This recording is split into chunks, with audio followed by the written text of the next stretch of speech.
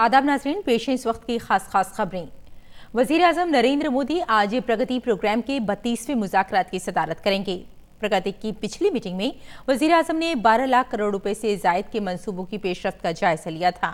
वज़ीर आज़म ने कसीर मकासिद और कसीर जहती इंतज़ामी फोरम प्रगति का 25 मार्च 2015 को आगाज़ किया था। ये अवाम के मसाइल के हल के लिए मुज़ाकरात का एक वसी फोरम है। सदर जमहूरिया रामनाथ कोविंद आज राष्ट्रपति भवन में प्रधानमंत्री राष्ट्रीय बाल पुरस्कार 2019 अता करेंगे। अवार्ड फंक्शन में ख़वातीनो बहबूद अतफाल की वज़ीर मेनका गांधी और दीगर मुअज़्ज़ज़ शख्सियात मौजूद होंगी। ये पुरस्कार ख़वातीनो बहबूद अतफाल की वजारत के जरिए मुल्क के होनहार बच्चों, फर्द या इदारे को 2 ज़ुमरों में बाल शक्ति पुरस्कार और बाल कल्याण पुरस्कार के तौर पर दिया जाता है। ये अवार्ड हर साल यौम जमहूरिया के पहले हफ्ते में सदर जमहूरिया के जरिए अता किया जाता है। वज़ीर आज़म भी इन अवार्ड याफ्तागान को नवाजते हैं जो नई दिल्ली के राजपथ पर 26 जनवरी को यौम जमहूरिया तकरीब में शिरकत करते हैं। जम्मू कश्मीर में तरक्की की रफ्तार का जायजा लेने और हुकूमत की स्कीमों के बारे में लोगों को मालूमात फराहम करने के लिए मरकजी वज़रा का जम्मू कश्मीर दौरा जारी है। इसी सिलसिले में आज मरकजी वजीर वी शंकर प्रसाद और थावरचंद गहलोत समेत कई मरकजी वज़रा मरकज के ज़ेर इंतज़ाम इस इलाके का दौरा करेंगे और लोगों को हुकूमत की मंसूबों की मालूमात फराहम करेंगे। कल अक़लियती उमूर के मरकजी वजीर मुख्तार अब्बास नकवी ने एक वफ्द के साथ कश्मीर का दौरा किया। उन्होंने वहां जारी स्कीमों के निफाज का जायजा लिया। मुख्तार अब्बास नकवी ने श्रीनगर के हरवन में एक प्रोग्राम से खिताब किया। वज़ीर आज़म नरेंद्र मोदी और नेपाल के उनके हममंसब केपी शर्मा ओली ने विराटनगर इंटीग्रेटेड चेक पोस्ट का कल इफ्तिताह किया। दोनों वज़ीर आज़म ने मुश्तरका तौर पर वीडियो कॉन्फ्रेंसिंग के जरिए इस चेक पोस्ट का इफ्तिताह किया। इस चेक पोस्ट को 260 एकड़ जमीन पर तकरीबन 150 करोड़ रुपए की लागत से तामीर किया गया है। इस मौके पर दोनों लीडरों ने नेपाल में आए ज़लज़ले के बाद बेघर हुए लोगों के लिए रिहायशी तामीर नौ मंसूबों का भी जायजा लिया।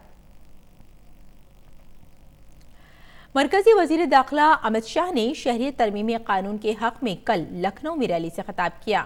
काबिल जिक्र है कि CAA के हक में रियासत में ये तीसरी रैली थी। अमित शाह ने यहाँ एक मरतबा फिर वाज़ेह किया कि यह कानून शहरियत छीनने वाला नहीं बल्कि देने वाला कानून है। अमित शाह ने कांग्रेस समेत तमाम अपोजिशन जमातों पर CAA के खिलाफ लोगों को मुजाहरा और तशद्दुद करने के लिए उकसाने का इल्ज़ाम आयद किया। अमित शाह ने कहा कि मुल्क में अपोजिशन जमात जितनी भी मुखालफत करे, शहरियत तरमीमी कानून वापस नहीं लिया जाएगा। और दिल्ली असेंबली इंतखाबात के लिए पर्चा दाखिल करने की कल आखिरी तारीख थी। पर्चों की जांच आज की जाएगी और जुमे तक नाम वापस लिए जा सकते हैं। दिल्ली में तकरीबन 1 करोड़ 47 लाख वोटर्स हैं। असेंबली की 70 सीटों के लिए पोलिंग आइंदा माह की 8 तारीख को होगी और वोटों की गिनती 11 फरवरी को होगी।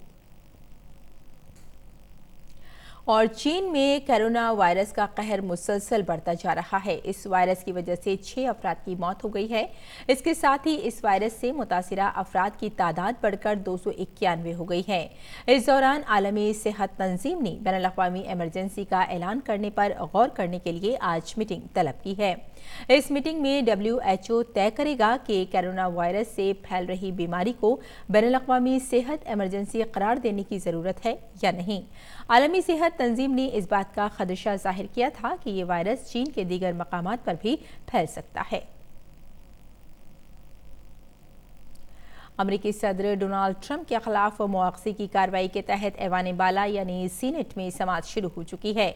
सीनेट में अक्सरियत वाली रिपब्लिकन पार्टी के रहनुमा मिच मैककोनेल अहम गवाहों या दस्तावेज को रोकना चाहते हैं, जबकि डेमोक्रेट का कहना है कि ये पर्दा डालने वाली बात होगी। डेमोक्रेट मुआवजे पर समाज से मुताल्लिक़ ज़ाब्तों में तब्दीली चाहते हैं। काबिल जिक्र है कि सदर ट्रंप पर यूक्रेन के मामले में अपने इख्तियारात का गलत इस्तेमाल करने और कांग्रेस को उनके किरदार की जांच करने से रोकने का इल्ज़ाम है, जबकि सदर ट्रंप इन इल्ज़ामात से इनकार करते हैं। अमेरिकी सदर डोनाल्ड ट्रंप ने अपने खिलाफ मुआवजे को एक धोखा करार दिया है। अमेरिकी सदर ने उम्मीद जाहिर की है कि मुस्तकबिल में सब कुछ ठीक होगा। ट्रंप ने यह बयान दाउस में आलमी इक़्तिसादी फोरम के सालाना इजलास के मौके पर यूरोपीय कमीशन के सदर के साथ हुई मीटिंग के दौरान दिया। तो नाज़रीन, इस वक्त की खास खबरों में फिलहाल इतना ही। इजाज़त दें। आदाब।